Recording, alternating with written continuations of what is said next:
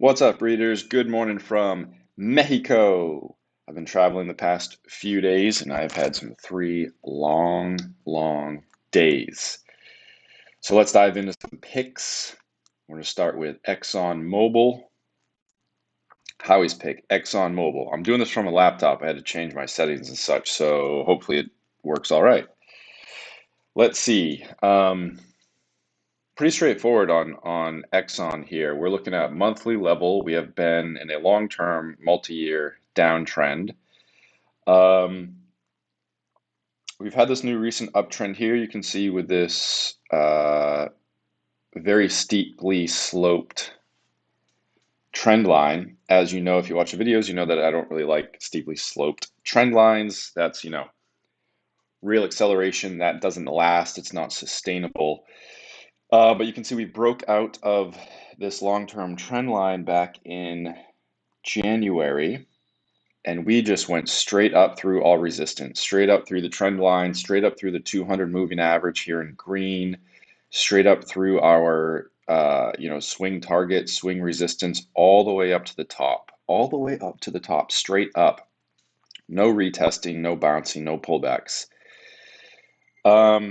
So this is very, overall kind of very overextended, but now we are pulling back. So again, keep in mind, we've had no retests. We have no retest of the trend line, no retest of the 200 moving average, no retest of this steep trend line, the uptrend line.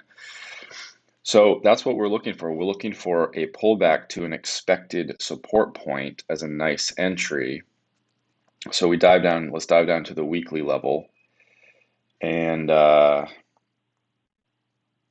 okay, so similarly with monthly, on the weekly level, we broke through the 200 moving average in January, and we never retested it. You can see there's no weekly retest of that 200 weekly moving average. We slammed up through that downtrend line and just kept going. So I think the retest is going to happen now. So we have a few points of interest here, which should be straightforward if you've been, practicing the charts and learning standard fundamental support resistance. I don't really do anything really tricky, particularly in these videos. Basic fundamental support resistance, trend line, moving averages, little Fibonacci, that sort of thing. So you can see we have this bearish inverse hammer candle. We went straight up to that swing high around 105, perfectly, like almost perfect 105, right? Which was that previous high. And now we're pulling back. So we had that inverse candle indicating bearishness to come. We pulled all the way down to the 21 weekly moving average. And we are currently, let's say Thursday.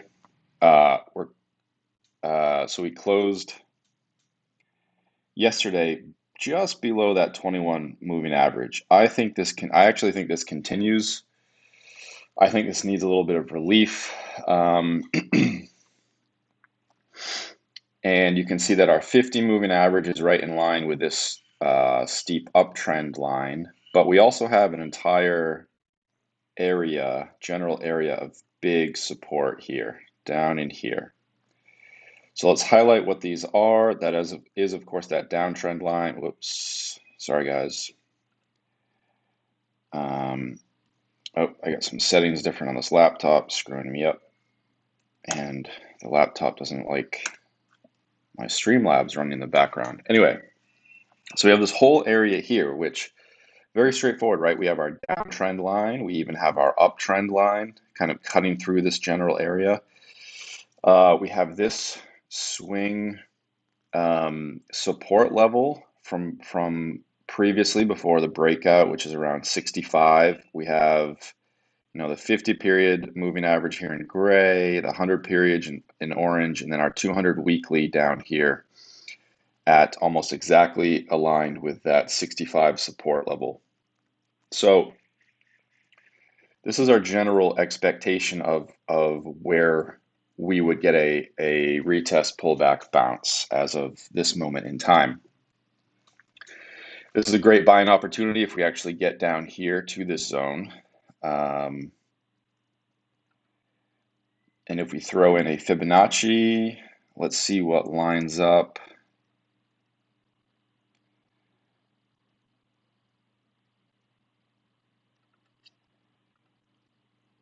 Okay, so you can see the 76%. Sorry guys, I got some weird setting here. I clearly didn't I clearly didn't work with the charts before I turned the video on, but it's fine. So 76% cutting right through that level. So if we really want to, what we could say is this kind of general zone here, or we'll make it where we usually put it, which is between those Fibonacci levels. You could, I mean, we still need this 200 moving average. We didn't test the 200 moving average on weekly. We didn't test it on monthly. It's going to want to go to that, down to that level. But if we flip back up to monthly, just to see, okay, so the 200 monthly, so this is cool. So 200 monthly here in green is actually cutting right through that 61%, that 61% Fibonacci level right here. So you can see the yellow box, which just isn't showing on this level, is right in between 61%, 76% fib, right in here, which looks nice for, you know, a pullback down to that 200 monthly level, possibly a spike through. If I zoom in a bit, yeah, see, my laptop doesn't like this. So we go to that 200 level here in green on monthly, potentially spike all the way through, which brings us to that 76 level, which coincides exactly with that downtrend line, retesting that downtrend line, retesting all this moving average nest right here, right? So this whole kind of general area needs to be retested. That's what I'm watching out for an entry. You know, with everything going on in the world, maybe it doesn't pull all the way back that far. I do think the charts make it look overextended, and that pullback is needed. Nothing too major in some of the indicators at the moment. So that's what I'm watching out for. If it does get to down to that level, it is a great buying opportunity, I believe. You could watch for a nice reversal candlestick before making an entry. All right, guys. I hope this records all right. Using this laptop, Streamlabs doesn't like it. Cool. Give a like, subscribe, do the YouTube stuff, and we'll talk soon. Peace.